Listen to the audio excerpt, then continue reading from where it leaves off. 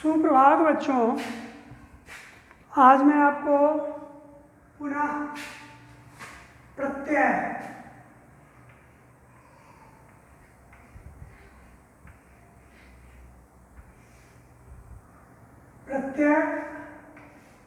पढ़ाऊँगा। प्रत्यय है जो किसी भी शब्द के अंत में लगता है कि नहीं, और शब्द के अर्थ में परिवर्तन ला देता है, उसे प्रत्यय कहते हैं। प्रत्यय वैसे मैं पढ़ाया भी हूँ, ऐसी बात नहीं है कि प्रत्यय के लिए आप तो बिल्कुल अननोन है, प्रत्यय के बारे में जानकारी नहीं है आप लोगों को। मैं करीब करीब पूरे व्याकरण को जो आपके सिलेबस के लायक था करीब करीब मैं पढ़ा चुका हूँ। अब उसी की पुनरावृत्ति हो रही है बारंबार, समझ गए ना। लेकिन अब 2-4 दिन पढ़ाने के बाद मैं एक लंबे समय के लिए व्याकरण को बंद करूँगा। तो प्रत्यय जो मैं पढ़ाया था, प्रत्यय 2 प्रकार के होते हैं, कृत प्रत्यय, तद्धित प्रत्यय। कृत प्रत्यय क्या है? जो क्रिया के धातु के बाद लगकर उसे संज्ञा या विशेषण बनाते हैं। क्रिया के धातु में बाद में लगकर उससे संज्ञा बना देता है या विशेषण बना देता है। गाना गाने वाला, गाना क्रिया है ना, गाना क्रिया है और उसमें क लगा दीजिए तो गायक हो जाएगा। गायक क्या है? संज्ञा है नहीं। उसके बाद सेवा करना, सेवा करने वाला सेवक होता है। तो सेवा क्या है? क्रिया है, उसमें कल लगा दीजिए, सेवक हो जाएगा। क्रिया को करने वाला है नायक, अभिनय करने वाला, क लगा दीजिए नायक। क्रिया को करने वाला है सब,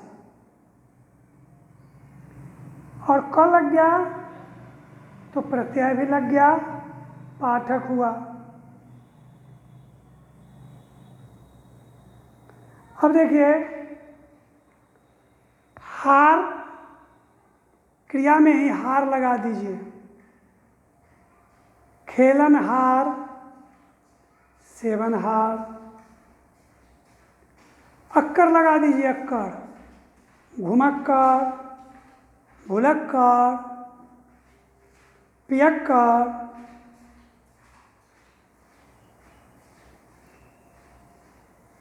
क्रिया का कर्म हो जाएगा, नी लगा दीजिए, चटनी, फुकनी। ये सब मैं आपको पढ़ा दिया था।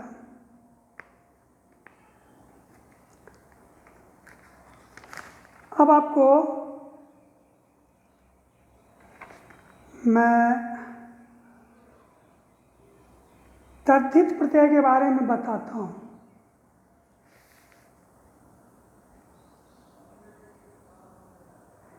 यह संज्ञा,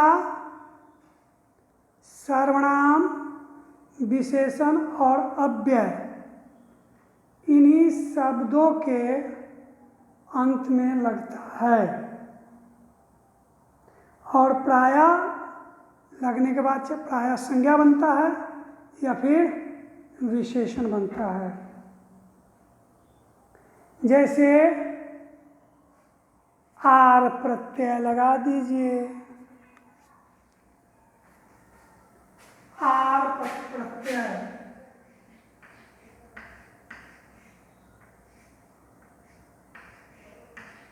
सुनार,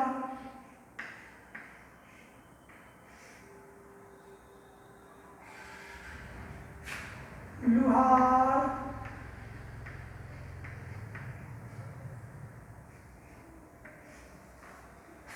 कुम्हार, ये सब आर प्रत्यय हुआ।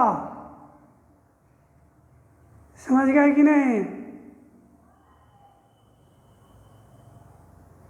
गर लगा दीजिए,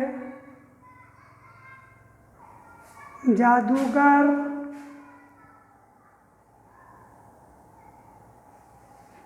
गर लगाइएगा प्रत्यय गर। गर क्या है? क्रिया तो नहीं है, तो क्रिया नहीं है तो संज्ञा सर्वनाम विशेषण अव्यय होगा। तो इसमें हो गया ये तद्धित प्रत्यय है। तद्धित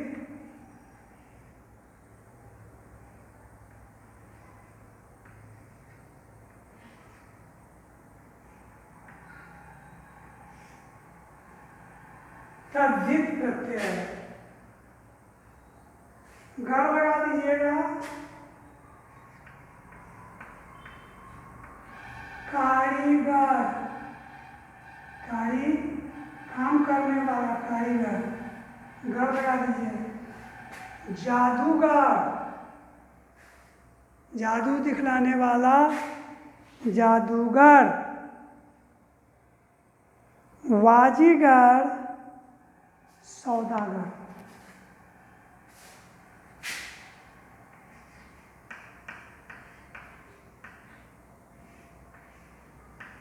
वाजीगर,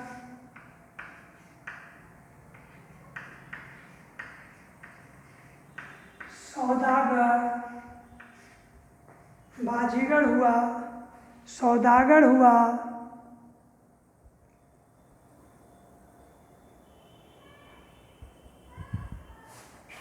जादूगर हुआ,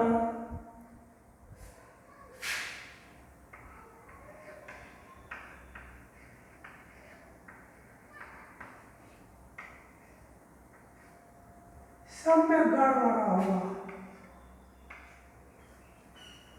गर प्रत्यय संज्ञा सर्वनाम विशेषण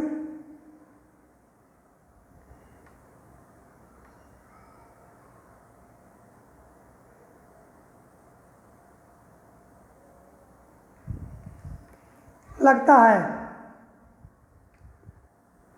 अब कार प्रत्यय, कार प्रत्यय लगाइए।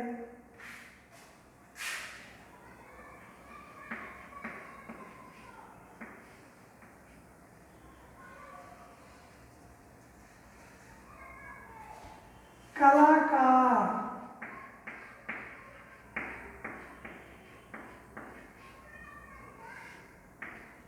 कलाकार,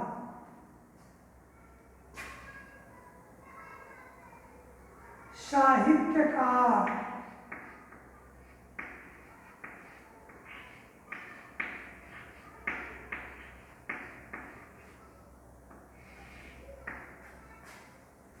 संगीतकार,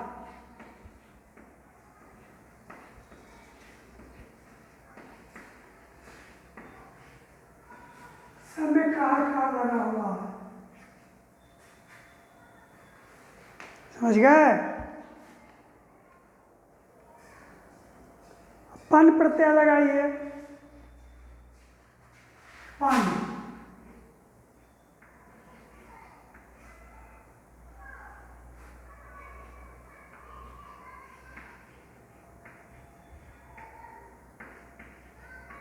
लड़कपन,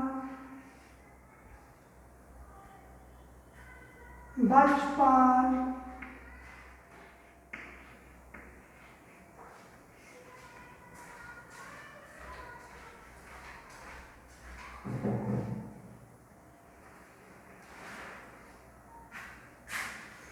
ये सब हो गया पन प्रत्यय का।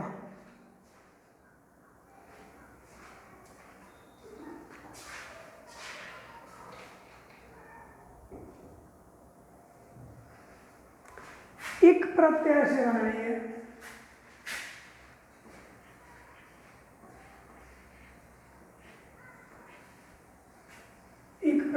से बनाइएगा।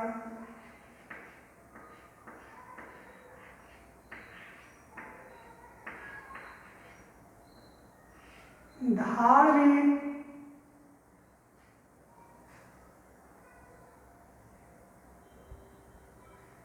मौखिक,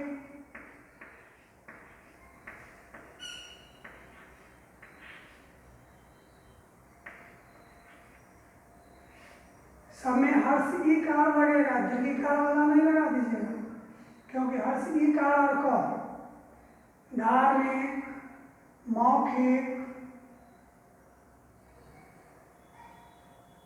ऐतिहासिक,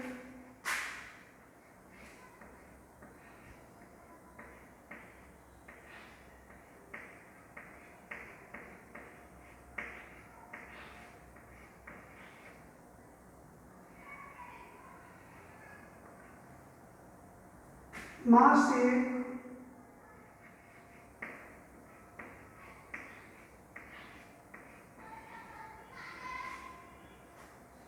ये सब क्या है? इसमें इक प्रत्यय लगा हुआ है।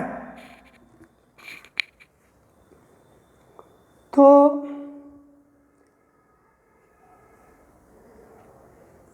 लगभग उपसर्ग और प्रत्यय आपका कंप्लीट ही है।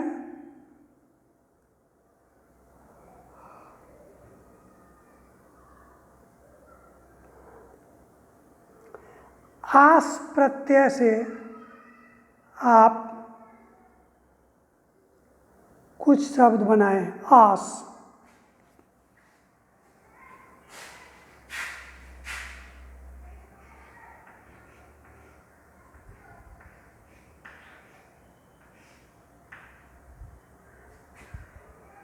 क्या हो जाएगा?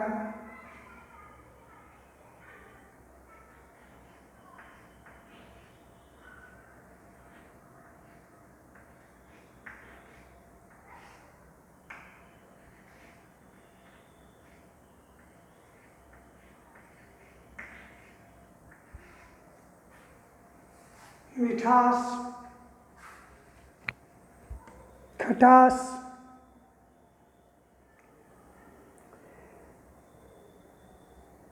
मिला जुला करके मैं आप समस्त वर्ग में उपस्थित बच्चों से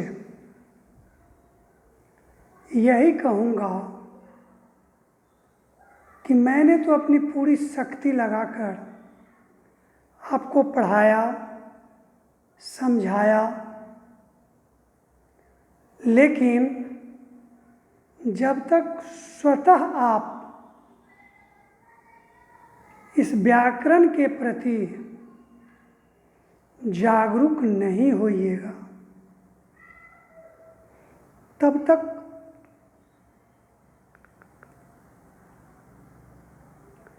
आपका ये उद्देश्य की प्राप्ति नहीं हो पाएगी।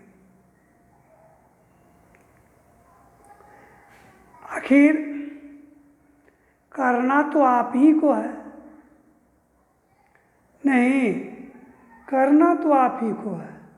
मैं कितना 2, 4, 10 उदाहरण बता सकता हूँ, और विशेष जानकारी के लिए आपको स्वयं ये कार्य करना होगा तो विशेष जानकारियाँ मिलेगी। इसलिए आप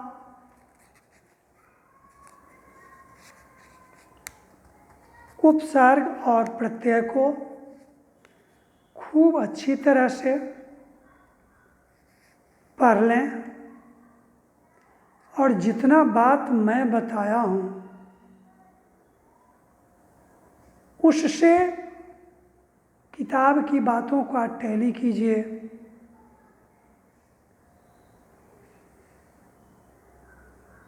तो मेरे द्वारा बताया हुआ चीज़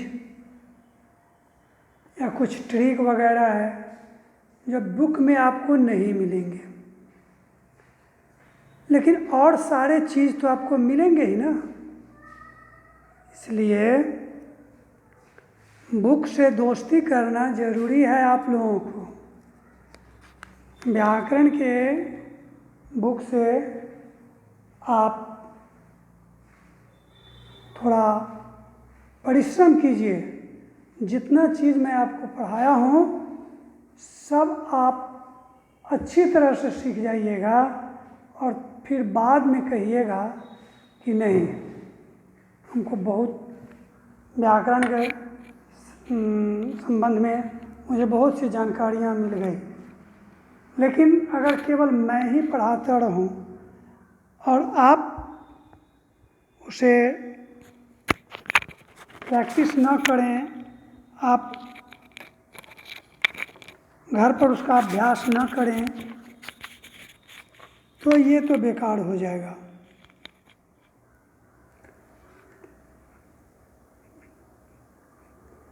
और एक ही चैप्टर मैं नहीं पढ़ाया हूँ, लगभग व्याकरण का 2-3 चैप्टर ही बाकी रह चुका है जो आपके सिलेबस से ऊंचा का चीज़ है, वही नहीं पढ़ाया हूँ। नहीं तो करीब करीब पूरे व्याकरण को मैं पढ़ा चुका हूँ। लेकिन मेरा विश्वास है कि आज अगर व्याकरण के पीछे का चैप्टर से कुछ पूछ दूँ मैं, तो शायद ही कुछ ऐसे बच्चे होंगे जो सही सही बता पाएंगे। संधि विच्छेद में कम समय मैंने नहीं दिया, बहुत लंबा समय तक हम संधि विच्छेद को खींचे थे। लेकिन आज के डेट में अगर 2-4-5 संधि विच्छेद करने को मैं दूं तो बहुत ही कम ऐसे बच्चे होंगे जिनका कि पूरा का पूरा संधि विच्छेद सही होगा। ऐसा क्यों होता है? टीचर तो अपना वर्क निष्ठापूर्वक करता ही है। टीचर का जो काम है बच्चों को पढ़ाने का, वो तो करता ही है। और हर टीचर का यह उद्देश्य होता है कि मैं कैसे पढ़ाऊं कि मेरी बात बच्चे के ज़हन में, दिमाग में घुस जाए। इसलिए टीचर भी तरह तरह के ट्रिक वगैरह निकालते हैं, बनाते हैं और पढ़ाई के क्रम में वो ट्रिक का इस्तेमाल करते हैं और बच्चों को भी बताते हैं, है कि नहीं, ताकि बच्चे को समझने में आसानी होगी। तो शिक्षक तो आपके लिए काफ़ी मेहनत करते हैं, लेकिन उसका 4 आना मेहनत भी अगर आप कर दीजिए तो देखिए फिर अपने आप में आपको परिवर्तन लगेगा, बुझाएगा। मैं यही कहूँगा, जो सारी पढ़ाई, जो भी पढ़ाई होती है वो प्रैक्टिस का चीज़ होता है। सेल्फ स्टडी से बढ़कर कोई स्टडी नहीं होता, समझे कि नहीं। मैं आपको किताब की बात को ही पढ़ाऊँगा नहीं, आपके समक्ष में किताब है, पुस्तक है, तो आप भी तो पढ़ सकते हो। ये अलग बात है कि आप किताब पढ़ करके और अच्छी तरह से नहीं समझ पाओगे। टीचर बस सिर्फ इसी के लिए होते हैं कि किताब से आपको पढ़ाकर और अच्छी तरह से उसको समझा देते हैं कि रास्ते में जो विघ्न बाधाएं आपको है वो उसको दूर कर देते हैं। कंधे पर बैठा करके तो आपको टीचर नहीं ले जाएंगे, दूरी तो आप ही को तय करनी है, सफ़र तो आप ही को करना है। हाँ, शिक्षक आपके साथ होंगे ज़रूर, आपके साथ साथ कदम से कदम मिला करके चलेंगे ज़रूर। जहाँ कहीं आपको ठोकरें लगेंगी तो शिक्षक आपको ठोकर से बचाएंगे, बचाने का प्रयास करेंगे। या अगर ठोकर लग ही गई तो फिर उसका उपचार करेंगे शिक्षक, उठा करके खड़ा कर देंगे, आपको मलहम पट्टी करवा देंगे। इससे ज़्यादा नहीं करेंगे। भगवान आपको 2 पैर दिए हैं स्वतः चलने के लिए, दूसरे पर आश्रित होने के लिए नहीं। ठीक है ना? तो शिक्षक का जितना कर्तव्य बनता है वो तो शिक्षक कर ही रहा है। आप अपना भी कर्तव्य कीजिए और जितना भी मैंने व्याकरण को पढ़ाया हो सबकी पुनरावृत्ति कीजिए, अभ्यास कीजिए, तो आपको वही सब बात दिमाग में हमेशा रहेगा, वरना भूल जाइएगा। अच्छे लोग से आज पूछिएगा जो बहुत तेज तर्रार थे, जो अभी नौकरी कर रहे हैं, नहीं अच्छे पोस्ट पर काम कर रहे हैं, उनसे अगर आप पूछिएगा कि अच्छा हाँ समाज के बारे में कुछ बतलाइए, प्रत्यय के बारे में कुछ बतलाइए, तो यही कहेंगे बहुत दिन हो गया पढ़े हुए, हम तो सब भूल गए। यद्यपि वो अपने ज़माने में पढ़े होंगे। इसलिए कहा गया है कि जब तक आप अभ्यास में रहिएगा तब तक आप किसी चीज़ को नहीं भूलिएगा, और अभ्यास छोड़ दीजिएगा, उस चीज़ को आप भूल जाइएगा। लेकिन इसलिए आप विद्यार्थी हैं, तो विद्यार्थी का काम है केवल और केवल शिक्षा हासिल करना, अधिक से अधिक शिक्षा ग्रहण करना। तो शिक्षा ग्रहण कीजिए जो आपको आगे भविष्य में काम आएगा।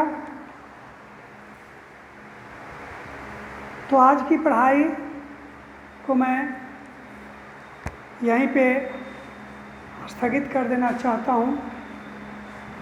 अगले दिन पुनः आपसे मिलूँगा। धन्यवाद।